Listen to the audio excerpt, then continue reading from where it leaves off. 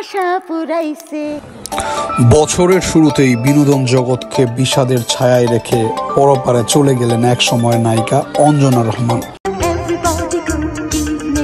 70 কিংবা 80-র দশকের জনপ্রিয় এই নায়িকা সাম্প্রতিক সময়ে তার হাস্যকর রূপসজ্জার কারণেই সমালোচিত ছিলেন।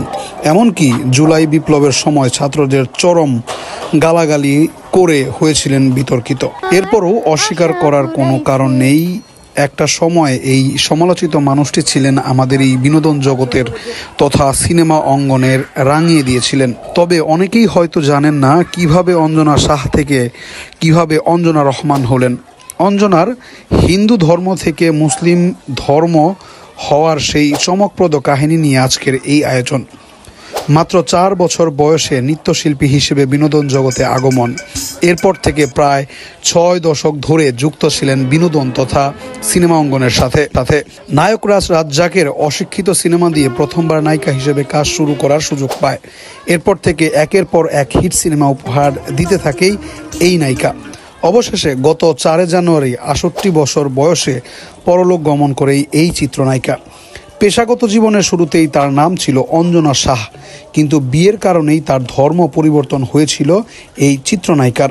পরবর্তীতে অঞ্জনা শাহ থেকে হন অঞ্জনা রহমান। এই নায়িকা বিবাহ করেন পরিচালক আজিজুর রহমান বনিকে। এক সাক্ষাৎকারে এই নায়িকা জানান, বিয়ের পর তার নামের সাথে রহমান যুক্ত করা হয়েছে, সেটা এখনও আছে। তবে তার জন্ম শাহ পরিবার তথা হিন্দু পরিবারে। যে বিয়ের কারণে নাম পরিবর্তন করে শাহ থেকে রহমান হয়েছেন, সেই সম্পর্কে অঞ্জনা জানান, বিয়ে না টিকুক, বিয়ে করার পর ধর্ম পরিবর্তন করে ফেলেছেন, তা থেকে আর পেছাতে ফিরতে চান না। সেই সাক্ষাৎকারে নিয়মিত নামাজ রোজা পালনের কথা জানিয়েছেন অঞ্জনা। ঢাকাই সিনেমায় তার সময়ে আলোচিত সব নায়ক ও পরিচালকের সাথে কাজ করেছিলেন অঞ্জনা। নায়ক রাজ্জাকের সাথে প্রায় 30টি সিনেমা করেছেন। দেশের বাইরে ওপার বাংলার নায়ক মিঠুন চক্রবর্তী, পাকিস্তানের নাদিম ফয়সাল জাবেদ, এদের সাথেও অভিনয় করেছেন এই নায়িকা। গাংচিল ও পরিণীতা সিনেমার জন্য পেয়েছেন জাতীয় পুরস্কার। তার অভিনীত উল্লেখযোগ্য সিনেমা হলো মাটির মায়া, চোখের ময়না, সুখের সংসার, জিঙ্গির আশীর্বাদ, আনারকলি, আলাদিন, আলিবাবা, সিনবাদ, বিচারপতি, রাজার রাজা প্রভৃতি। 90 দশক থেকেই অভিনয়ে নিয়মিত হয়ে পড়েন এই নায়িকা। 2008 সালে মুক্তি পায় তার সর্বশেষ সিনেমা ভুল।